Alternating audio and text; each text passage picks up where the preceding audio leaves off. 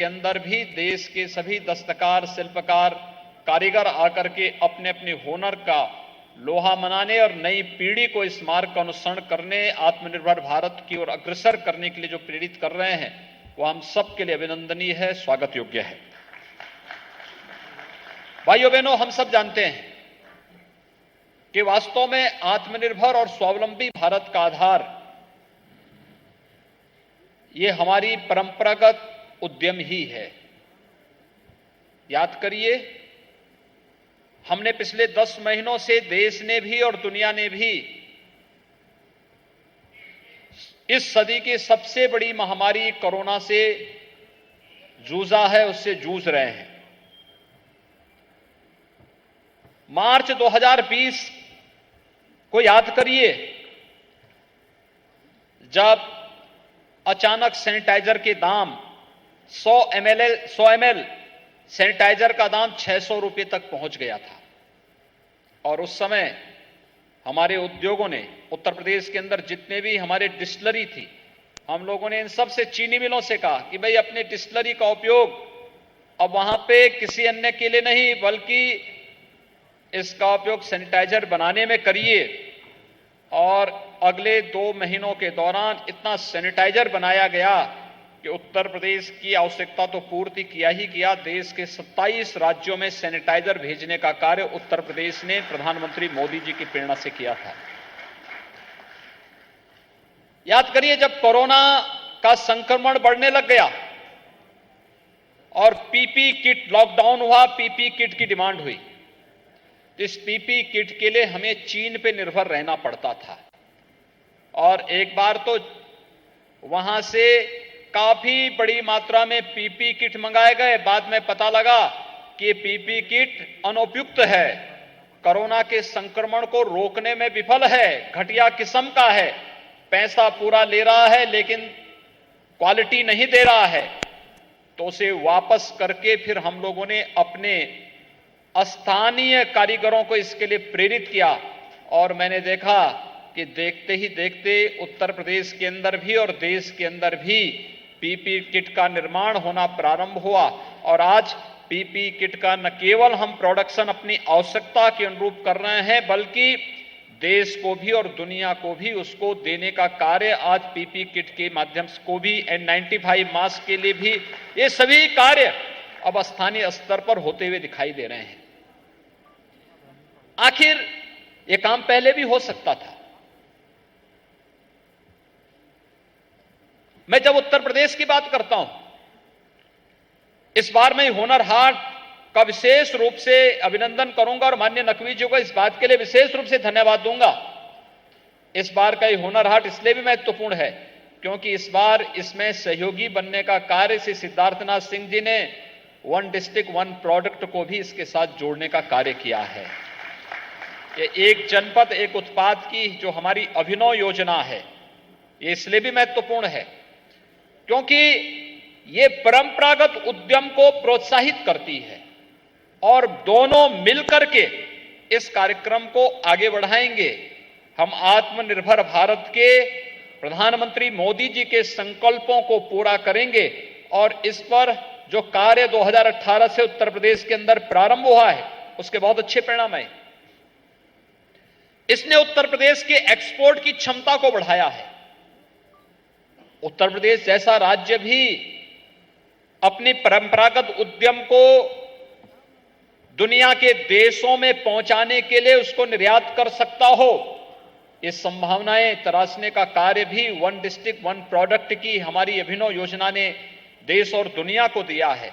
और आज देखते ही देखते, चाहे वह चिकनकारी लखनऊ की हो, भदोई की कालीन हो, वाराणसी के सिल्क का उद्योग का हो, चाहे वह गोरखपुर का टेराकोटा हो, चाहे वह फिरोजाबाद का ग्लास का उद्योग हो, चाहे वह मुरादाबाद में पीतल का उद्योग हो, चाहे वह अलीगढ़ का हार्डवेयर का हो, कन्नौज का इत्र हो, आगरा और कानपुर का लेदर की कारीगरी हो, ये जितने भी हैं प्रदेश के अंदर, हर जनपद में किसी न किसी जनपद में किसी न किसी एक विशिष्ट उत्पाद के लिए उस जनपद ने अपनी पहचान बनाई है।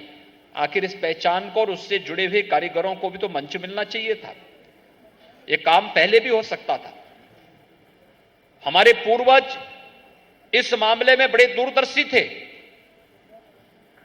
मुझे याद है, जब उत्तर प्रदेश की मैं बात करता हूं तो उत्तर प्रदेश 1947 में जब ये देश आजाद हुआ था, तब प्रति व्यक्ति आय उत्तर प्रदेश की देश की प्रति व्यक्ति आय के बराबर थी। लेकिन फिर एक साजिश के तहत उत्तर प्रदेश के परंपरागत उद्यम को हतोत्साहित किया गया, उन्हें प्लान करने के लिए मजबूर किया गया, उनके लिए मार्केट नहीं दी गई, उनको नई डिजाइन और नई टेक्नोलॉजी के साथ जोड़ने का कार्य नहीं किया गया, उनकी उत्पाद को राष्ट्रीय और अंतर्राष्ट्रीय मंच पर ले जाने के लिए प्रोत्साहन की जो आवश्यकता होनी चाहिए थी, उसके लिए जब उस प्रकार का मंच नहीं दिया गया, उसका परिणाम था उत्तर प्रदेश पिछड़ता गया। एक समय ऐसा भी आया जब देश की प्रति व्यक्ति आय 1,20,000 हो गई थी, उत्तर प्रदेश की प्रति व्यक्ति आय मात्र 43,000 थी। और पिछले 3 वर्ष के अंदर उत्तर प्रदेश ने फिर एक लंबी जंप ली है। आज उत्तर प्रदेश की प्रति व्यक्ति आय 43,000 से बढ़कर के 70,000 क्रॉस कर रही है। लेकिन साथ ही साथ देश की प्रति व्यक्ति भी आय भी बढ़ी है। लेकिन अभी हमें एक लंबा फासला तय करना है, और इस फासले को तय करने में जो सबसे बड़ी निर्णायक भूमिका अदा की है वह वन डिस्ट्रिक्ट वन प्रोडक्ट की, यानी एक जनपद एक उत्पाद की इस अभिनव योजना ने की है। प्रधानमंत्री मोदी जी एक बात कहते हैं कि हुनर हाट हो या एक जनपद एक उत्पाद की योजना, ये परंपरागत उद्यम को आगे बढ़ाने, आत्मनिर्भर भारत के लक्ष्य को प्राप्त करने का माध्यम भी है और रोजगार सृजन का भी एक माध्यम है। दोनों अपने नौजवानों को रोजगार के साथ जोड़ने, अपने कारीगरों को रोजगार के साथ जोड़ने, अपने शिल्पकारों को, दस्तकारों को रोजगार के साथ जोड़ने और उनकी कारीगरी को मंच देकर के जब हम आगे बढ़ते हैं तो आत्मनिर्भर भारत के लक्ष्य को भी प्राप्त करता है। एक साथ दोनों लक्ष्यों को साधता हुआ अभियान एक बार नई ऊंचाइयों को छू रहा है। और निश्चित ही नकवी जी आपके नेतृत्व में अल्पसंख्यक कार्य मंत्रालय भारत सरकार ने तो बहुत अद्भुत काम किया है। यह अद्भुत काम उनकी कला और उनकी दस्तकारी को एक मंच दे करके वैश्विक मान्यता दिलाने का काम किया है। आज दुनिया के अंदर जहां कहीं भी कोई एग्जीबिशन लगता है तो हुनर हाट से जुड़े हुए जो कारीगर हैं, बड़ी मात्रा में 5 लाख की संख्या में ऐसे जितने भी कारीगर थे, शिल्पकार थे, उनको चिन्हित किया गया और फिर उनको एक नया मंच देने का कार्य हुआ। वे लोग आज चाहते हैं उनके उत्पाद को हम डिजाइन के साथ जोड़ते हैं, टेक्नोलॉजी के साथ जोड़ते हैं, उन्हें जाने की व्यवस्था करते हैं, उन्हें हर प्रकार का प्रोत्साहन देते हैं। और ये प्रोत्साहन इनकी बड़ी ताकत होती है और जब इनके चेहरे पर खुशहाली होती है, जब इनकी ताकत बनती है प्रोत्साहन, तो ये ताकत वास्तव में देश की ताकत बनती है और आत्मनिर्भर भारत की परिकल्पना को साकार ये ताकत करती है। उस आत्मनिर्भर भारत की परिकल्पना को साकार करने के लिए ही आज हम सबको एक नए अभियान के साथ आगे बढ़ना है। हमने आत्मनिर्भर भारत की प्रधानमंत्री मोदी जी की इस संकल्पना को कोरोना कालखंड में देखा है। अब याद करिए, अगर पहले की तरह भारत होता तो यह देश कोरोना वैक्सीन के लिए भटक रहा होता। आज आपने सुबह सुबह ट्वीट देखा होगा, ब्राजील के राष्ट्रपति जी ने प्रधानमंत्री मोदी जी को धन्यवाद किया है क्योंकि भारत ने वैक्सीन भेजा है ब्राजील में भी। मैं प्रधानमंत्री मोदी जी का अभिनंदन करता हूं कि उन्होंने ब्राजील को वैक्सीन भेज करके आत्मनिर्भर भारत की ताकत का एहसास भी कराया है और वसुधैव कुटुंबकम की भारत की परंपरागत मान्यता को भी एक बार फिर आत्मनिर्भर भारत के माध्यम से मोहर लगाई है। यही तो भारत है, यही तो नया भारत है, ये न्यू इंडिया यही है। हम भूटान को भी वैक्सीन देंगे, नेपाल को भी वैक्सीन दिया है, बांग्लादेश को भी वैक्सीन दिया है, मालदीव को भी वैक्सीन दिया है और मॉरिशस के लिए भी भारत का वैक्सीन पहुंच गया है। भारत की 135 करोड़ नागरिकों को सुरक्षित रखते हुए आज अमेरिका ने भी भारत की सराहना की है कि दक्षिण पूर्व एशिया के देशों को भारत ने जिस तत्परता के साथ सहयोग किया है वह अभिनंदनीय है। वास्तव में अभिनंदन प्रधानमंत्री मोदी जी के विजन का अभिनंदन है और आत्मनिर्भर भारत की उनकी परिकल्पनाओं को वैश्विक मान्यता मिलने की है। यही तो वैश्विक मान्यता है और भारत दुनिया के अंदर एकमात्र देश है। भाइयों बहनों, स्वावलंबन यही होता है। एकमात्र देश है, दुनिया का सबसे बड़ा लोकतंत्र, लेकिन सबसे बड़े लोकतंत्र के साथ जन भावनाओं का सम्मान और जन आस्था का सम्मान करते हुए कोविड प्रबंधन में, कोरोना के प्रबंधन में दुनिया के अंदर सफलतम कार्य भारत ने किया। लेकिन भारत एकमात्र दुनिया का देश है जिसने कोविड में सबसे अच्छा प्रबंधन करने के बाद 2 वैक्सीन एक साथ अपने नागरिकों की सुरक्षा के लिए उतारी हैं और वैक्सीनेशन का कार्य 15 जनवरी से सफलतापूर्वक पूरे देश के अंदर हो रहा है। यही तो आत्मनिर्भर भारत है। आत्मनिर्भर भारत अपने लोगों की अपेक्षा और आकांक्षाओं की पूर्ति करने के साथ साथ वैश्विक मंच पर भी भारत की धमक को मजबूती के साथ स्थापित करना है।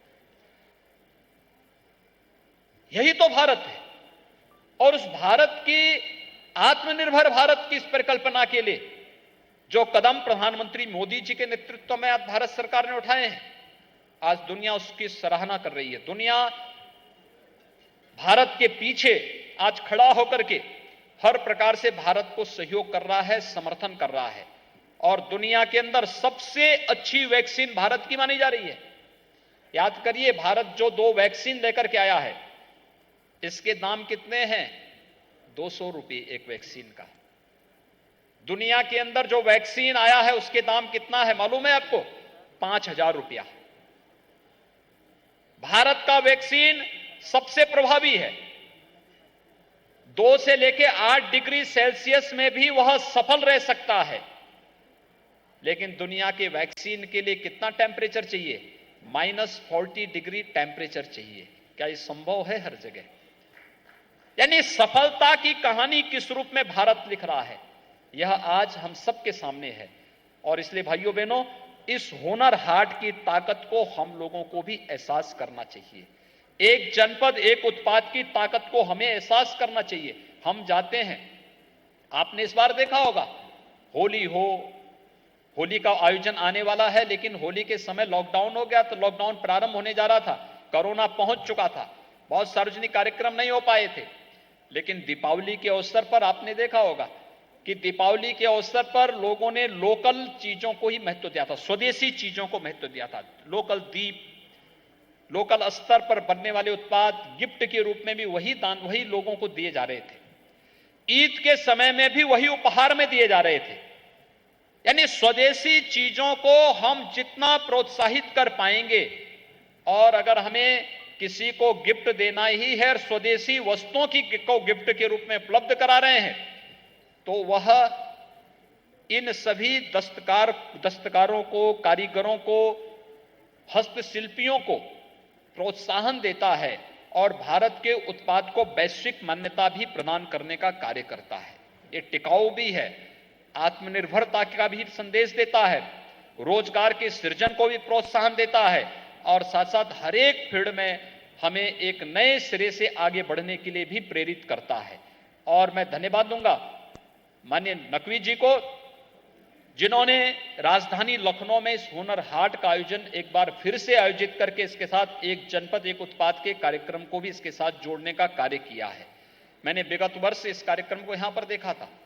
यहां पर केवल कारीगरों और हस्तशिल्पियों के लिए ही स्थान नहीं था, बल्कि मैंने देखा था, मैंने कभी सुना था, और स्वाभाविक रूप से मुझे स्वर्गीय लालजी टंडन जी याद आने लग गए थे जब मैं पिछली बार यहां के चाट की दुकानों को देख रहा था।